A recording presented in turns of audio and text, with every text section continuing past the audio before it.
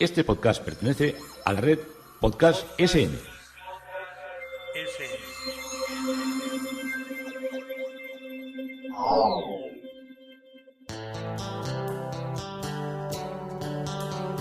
Historia con sentido.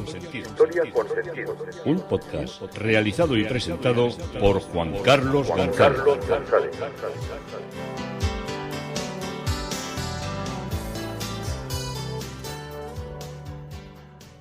Un saludo a cuantas personas se acercan a través de las redes sociales de Facebook, de Twitter, de mi página web Historia con Sentido.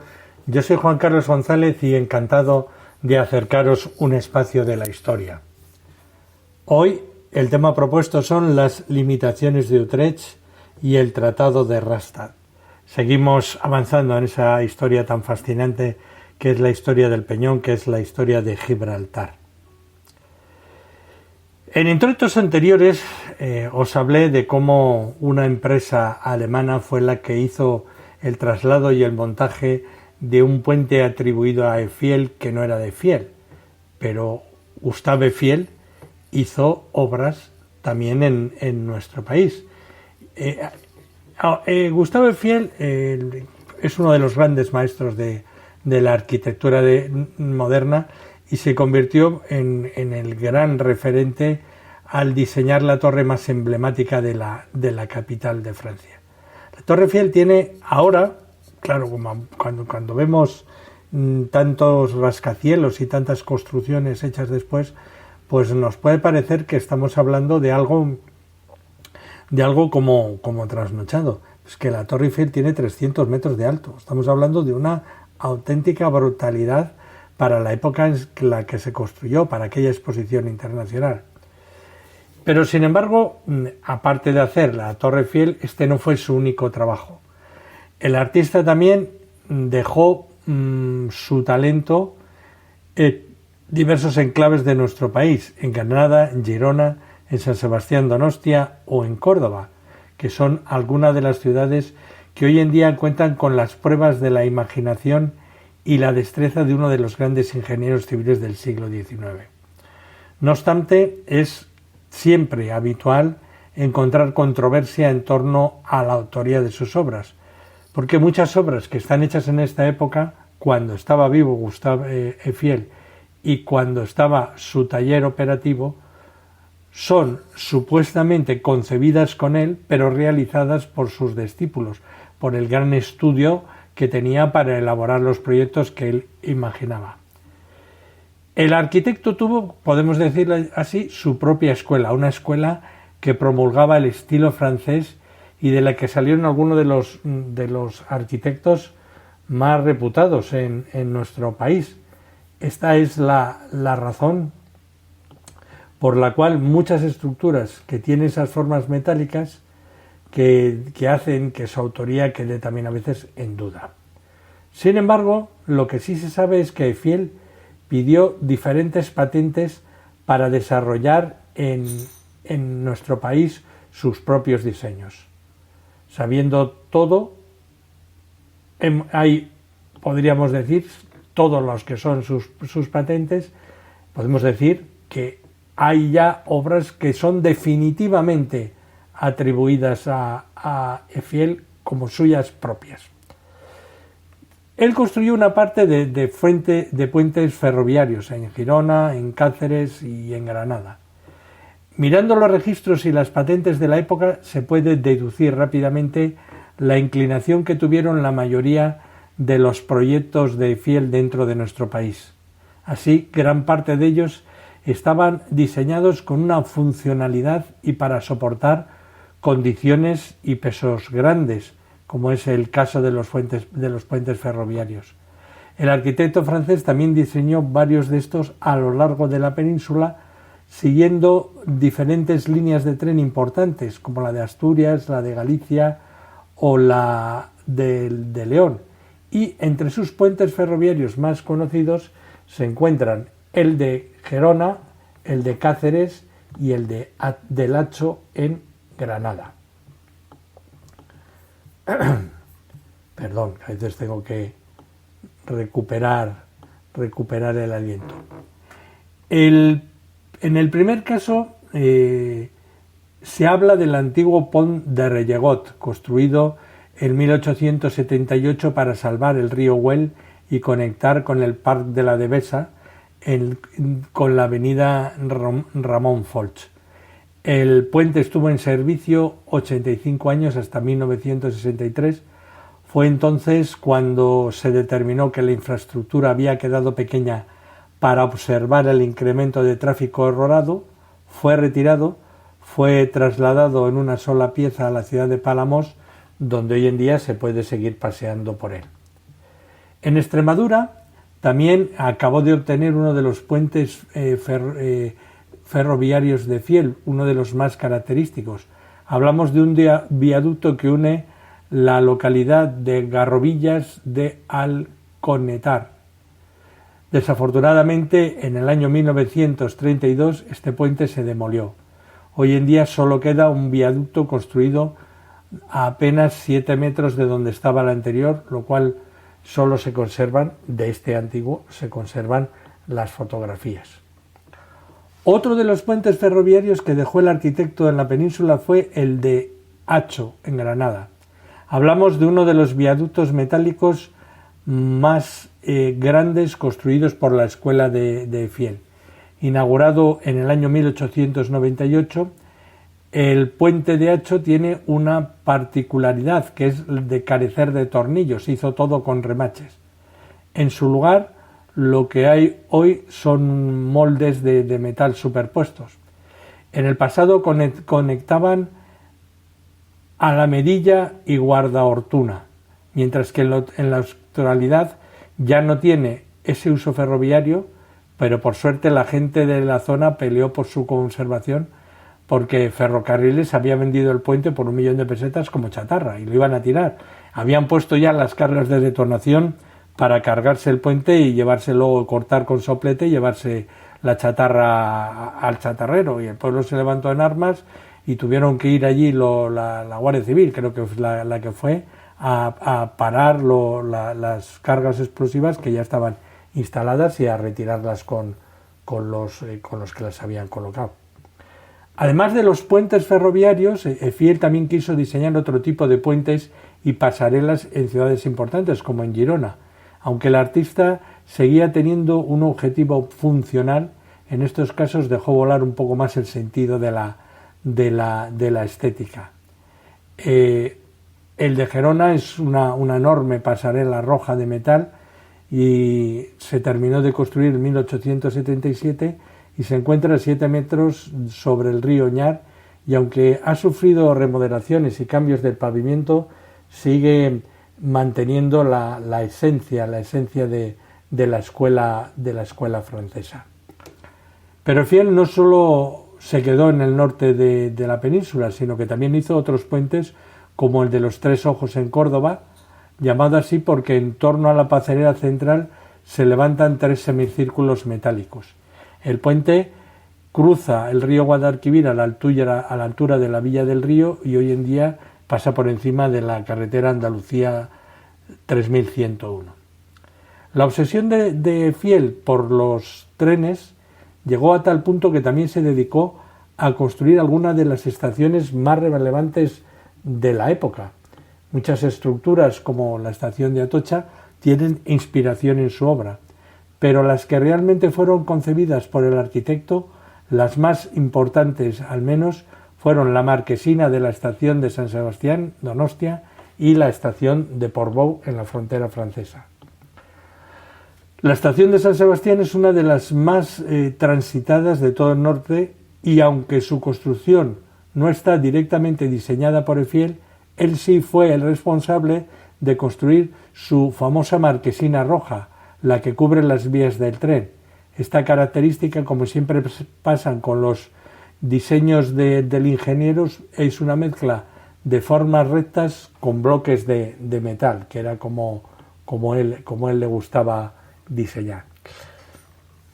La otra estación, en la pequeña localidad de Portbou, en la parte noroeste de Cataluña, que ya hace frontera con Francia, se trata de una galería ovalada que cubre todo el largo de la estación y que combina vidrieras con estructuras de metal. De esta manera se puede conseguir tanto consistencia como luminosidad, como que pueda entrar la luz dentro. No todo lo desempeñado por Eiffel estuvo relacionado con los trenes. Precisamente en la famosa isla de Gran Canaria es donde el arquitecto tiene otro de sus emblemas en cuanto a la arquitectura. Se trata del mercado del puerto en Las Palmas de Gran Canaria. En este lugar, que un día era utilizado para vender los productos frescos del día, está compuesto por una enorme galería alargada y por soportales hechos de barras metálicas de estilo modernista. Hoy en día ha sido declarado también bien de interés cultural y es típico ver las terrazas y los puestos que están situados en los famosos soportales. A pesar de que lo más llamativo de Gustave Eiffel eran las vertiginosas y grandes estructuras metálicas, el arquitecto podía hacer también otro tipo de diseños, y muestra de ello es la Casa del Cura, ubicada en la localidad murciana de Ulla. En este caso, lo más curioso fue la construcción en su historia. Eiffel estuvo yendo durante años a recibir baños termales a la localidad para tratar los problemas de reuma, y después de encariñarse con el lugar, su buen amigo José Ríos Torrecillas le pidió que diseñara los planos de una residencia. En la actualidad se le conoce como la Casa del Cura o Casa Parisina y consta de 3 plantas y una llamativa fachada rosa de estilo modernista. Hoy en día sirve como casa del cura párroco de Ulea, y es como se ve que Eiffel era capaz de construir cualquier cosa. Y hasta aquí nos ha traído hoy este recorrido que vamos a profundizar para conocer la obra de Eiffel y que no nos den obra de Eiffel y obra de sus discípulos, para que lo tengamos de alguna manera más clara. Y visitaremos también ese puente de Granada y la relación que tuvo con el puente de Gor, que acabó trasladándose y montándose en Dúrcal, que también tiene una historia muy interesante. También hay una novela que imagina el paso de Eiffel por la Alhambra y que se inspiró en sus curvas y en sus cosas, pero es una novela del francés Éric Marchal, en la que imagina el viaje de Gustave Eiffel a Granada, pero de esto ya hablaremos en el siguiente o en un próximo introito. Y volvemos a Gibraltar, volvemos a donde nos habíamos quedado, que eran las limitaciones que se habían producido con el Tratado de Utrecht. Nos habíamos quedado en las limitaciones jurídicas, que le hemos visto que había habido otro tipo de limitaciones, pero las limitaciones jurídicas también habían sido un motivo de controversia al reclamar nuestro país en posteriores épocas la soberanía de Gibraltar, alegando las palabras que se recogen en el segundo párrafo del artículo sin jurisdicción alguna territorial. No obstante, parece que son las palabras plena y absolutamente las que otorgan el derecho a Gran Bretaña para ejercer la soberanía, pero solo dentro de los muros de la plaza, tal como concibió España la cesión. En cambio, el verdadero ánimo de los autores del tratado sería la no transferencia de la soberanía de Gibraltar a Inglaterra, y por esa razón usaron las palabras ya mencionadas en el segundo párrafo. Limitaciones económicas. Según el artículo 10, quedaban suprimidos todos los contratos entre la plaza y el territorio circunvecino, con el objeto de evitar contrabando que desde Gibraltar, Puerto Franco, desde 1706, se pudiera hacer en perjuicio de la hacienda peninsular.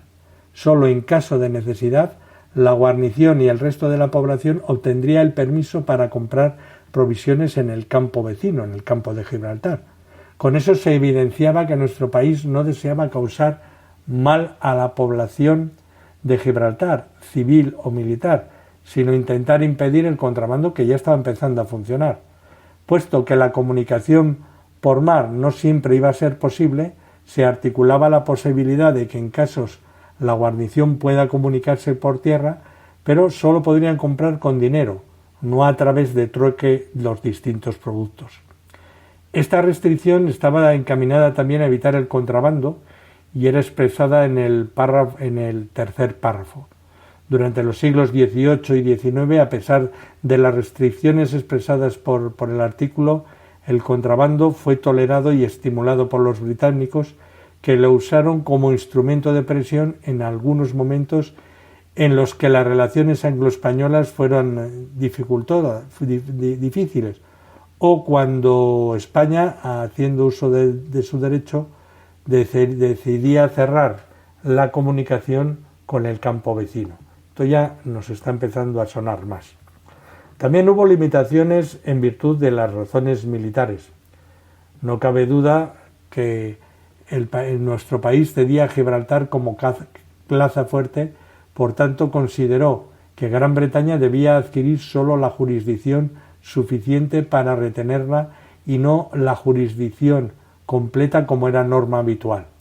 En el artículo 10 del tratado quedó terminantemente prohibido la residencia en Gibraltar de moros y judíos y de dar refugio a barcos de guerra de moros en su puerto, con el fin de evitar que desde la plaza se pudiera cortar la comunicación entre España y Ceuta o hacer el corso contra barcos de nuestro país. No cabe duda que en la redacción de este artículo influyó el recelo que aún persistía en los peninsulares hacia los moros tras la Reconquista. Parece que todavía se temía que a través de un Gibraltar inglés los moros pudieran volver a poner pie en la península. Aunque hoy en día este tipo de cláusulas están en desuso, no cabe duda que en aquella época fue una condición indispensable del tratado que Gran Bretaña, a pesar de aceptar, no respetó. Limitaciones a la cláusula de cesión. Al final del artículo 10, nuestro país se reservaba el derecho de ser en nuestro país el primero en poder recuperar Gibraltar, en el caso de que los británicos quisieran enajenarla, darla o venderla. Y este privilegio de preferencia significaba una limitación a la cesión de la plaza, o mejor, impedía a los británicos deshacerse de ella unilateralmente en favor de un tercero. En este punto, el que más controversia ha generado en el siglo XX es cuando Gran Bretaña, probándose en el derecho a la descolonización, ha pretendido enajenar la plaza a favor de la población de Gibraltar, ignorando por completo esta cláusula del Tratado de Utrecht, porque la soberanía no es, según el tratado, o no debe ser de la población de Gibraltar, sino del Reino de Gran Bretaña. España ha exagerado o enfatizado, podríamos decir, el significado y la intención de esta cláusula del Tratado de Utrecht. Si bien es cierto que Gran Bretaña no puede enajenarla o venderla sin ofrecerla primero a España, esta ha utilizado repetidamente este argumento para denunciar los cambios internos que Gran Bretaña ha realizado en la plaza. La cláusula da la primera oportunidad a nuestro país, pero no impide que los británicos hagan cuantas modificaciones a nivel local deseen hacer respecto a la política interior de Gibraltar. No obstante, se reconoce que esta cláusula tendría, si algún día pasara, se podría recuperar, pero claro, si lo fueran a entregar a un tercero, o si Gran Bretaña quisiera deshacerse de ellos. Y con esto, supuestamente, si la decisión la tomara Gran Bretaña, la población gibraltareña se vería privada de cualquier derecho que reivindican para su autodeterminación. Entonces ahí está, en ese difícil equilibrio, el quid de la cuestión. Ellos son, de alguna manera, independientes, pero no pueden reafirmar su independencia porque los pactos que les sustentan en la historia y en la diplomacia están basados en un acuerdo realizado por Gran Bretaña y no por Gibraltar como tal. Dentro del llamado sistema británico de Utrecht se incluye además el Tratado de Rastatt, que supone la firma de la paz entre Francia y el Imperio. Este tratado fue la culminación de unas negociaciones que se celebraron durante el invierno de 1713 y 1714, mientras nuestro país negociaba con el resto de los contendientes en Utrecht. Por parte de Austria negoció el príncipe Eugenio de Saboya y por la parte francesa el diplomático Villars, que no debió cumplir con entera satisfacción del rey francés su misión diplomática, dadas las veces que Luis XIV tuvo que enmendar las decisiones de su embajador. El tratado contiene tres tipos de cláusulas: soluciones del problema de Renania, la rivalidad franco-augsbúrgica cuyo origen se encuentra a finales del siglo anterior, se soluciona ahora cuando Luis XIV restituye a Austria alguna de las plazas fronterizas de la orilla derecha del Rin, quedando sin embargo Alsacia y Augsburgo en manos francesas. Todo esto os sonará porque esto llega hasta la Segunda Guerra Mundial. Rehabilitación a estados de los príncipes alemanes que lucharon a favor de los Borbones. Austria promete restituir los estados y dignidades de todos los príncipes alemanes. Y se ajusta el reparto de la herencia española. El emperador Carlos VI recibirá los Países Bajos españoles aumentados con algunas plazas.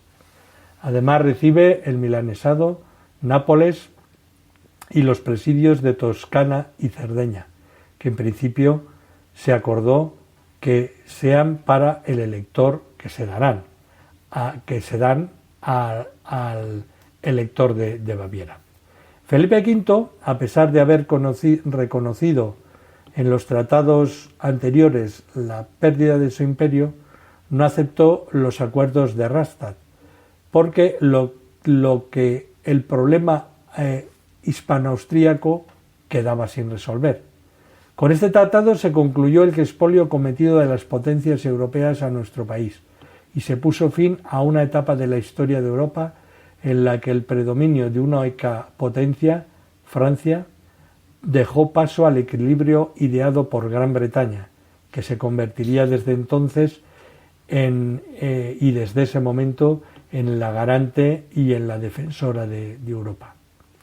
Para que entendáis más o menos todo lo que es el contexto europeo, quedó el Reino de Portugal y el Reino de España, con los asentamientos de Gibraltar y de Menorca como territorios cedidos a Inglaterra, el Reino de Francia, el Reino de Inglaterra, que tenía Gales y tenía Escocia y Irlanda, Flandes y al norte las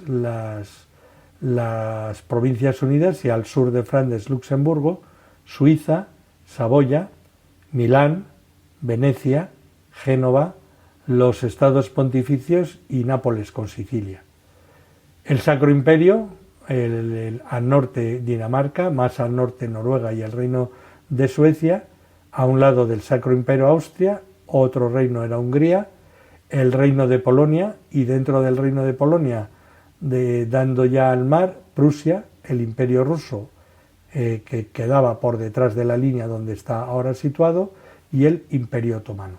Pero esto ya nos cuadra más para entender lo que es Europa en nuestros días. ¿Qué consecuencias produjeron los tratados de Utrecht? Pues fueron muchas y de distinto signo. En 1713 el mapa político, como os he dicho, fue modificado totalmente.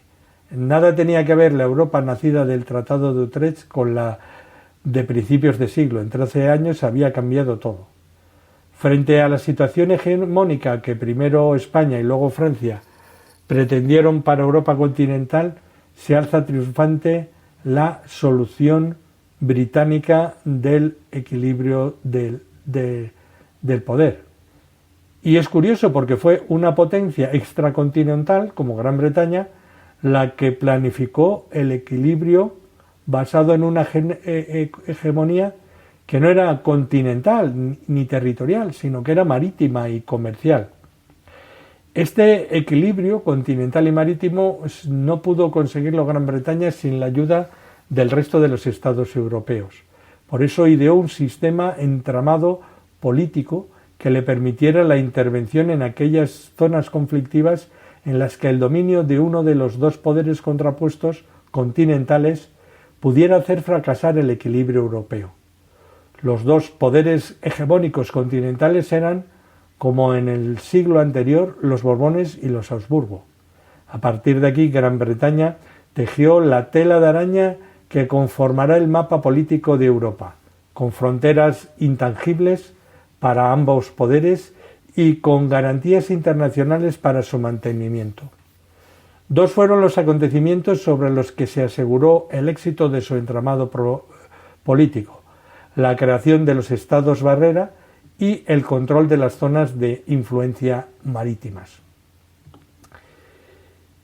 ¿Qué es esto de la creación de los estados barrera? Bien, la diplomacia se entiende por barrera una zona especialmente fortificada destinada a detener todo eventual empuje de una fuerza expansiva, en este caso de la Francia de Luis XIV, contra el cual se armará durante el último medio siglo la fuerza de tantas coaliciones europeas. En realidad, la política de Utrecht, en su esencia, el sistema de barreras, consiste en atribuir a una pequeña potencia adecuadamente situada una misión estratégica superior a sus fuerzas, a ser de barrera, que un territorio que exista en medio, pero que no sea ni de un gran país ni de otro gran país, por el otro lado. De esta forma, Gran Bretaña logra no solamente obtener un conjunto de estados tapón entre los grandes protagonistas, entre Francia y el Imperio, sino al mismo tiempo ligar estas pequeñas potencias en razón de su misma debilidad con el único tercero que puede protegerlas contra las veleidades expansivas del más fuerte, circunstancia del otro de los dos, es decir, de Inglaterra. Gran Bretaña era consciente de que ninguna plaza fuerte del continente debía quedar en manos de cualquiera de los dos poderes hegemónicos. De esta forma, siguiendo la estrategia ideada, estas plazas deberían quedar en manos de pequeños estados que no dudarían en acudir a Gran Bretaña si los Borbones o los Habsburgo pusieran en riesgo su seguridad nacional. 3 son las zonas importantes que Gran Bretaña debía asegurarse para poder intervenir en caso de peligrar el equilibrio europeo: los Países Bajos, los países alpinos y las zonas renanas del Rin. En cada una de estas zonas creó un sistema de alianzas. La barrera de los Países Bajos, antiguos españoles, eran codiciado por Holanda y Francia, razón por lo que podrían convertirse en un punto de fricción importante y alterar el equilibrio europeo. Así, tras el Tratado de Utrecht, los Países Bajos pasaron a pertenecer a Austria, para evitar que Francia y Holanda se enfrentaran bélicamente en esta zona. Pero además hay otro objetivo: Gran Bretaña aseguraba un punto de fricción entre Holanda y Austria, lo que podría ser útil en el caso de que Austria intentara un ensanchamiento de su imperio. La barrera de Saboya tuvo el control de la barrera alpina, formada por varios fuertes que dificultaban cualquier iniciativa francesa hacia Italia, y la misma barrera italiana al recibir el Piamonte, que impediría cualquier pretensión de Austria sobre esta zona. Por el Tratado de Utrecht, Austria mantuvo el milanesado, que intentará unir a Génova, uno de los más importantes puertos comerciales del Mediterráneo, y con esta barrera se evitarán que Austria pudiera alcanzar Génova, si no era invadiendo el territorio saboyano, de los Saboya. Además, en esta política de crear estados tapones, Gran Bretaña logra interesar a Saboya en una política exterior más activa. El ducado, tras obtener Sicilia, también por el Tratado de Utrecht, vio gran posibilidad de desarrollar su comercio mediterráneo, y su objetivo más inmediato era unir marítimamente el Piamonte con Sicilia, por lo que se debía conquistar la zona de Liguria en manos austríacas. Así Gran Bretaña creaba otro nuevo foco de fricción para poder intervenir si la diplomacia fracasaba. Como veis, una impresionante estrategia que riámonos ahora la que organizó Gran Bretaña para poder hacer valer sus intereses.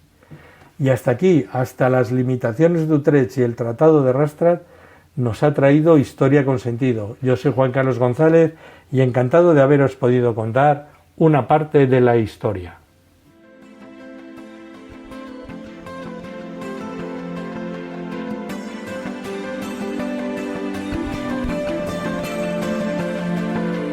Hasta aquí un episodio más de Historia con Sentido. El podcast que te habla de historias de la historia, sucesos, eventos, como si el ayer fuera hoy. Síguenos a través de iTunes, Spreaker o iVoox. Contacta con nosotros por correo electrónico escribiendo a podcast@historiaconsentido.com. Nuestra web www.historiaconsentido.com. Y en Twitter nos encontrarás como @historiasentido. Este podcast pertenece a la red Podcast S.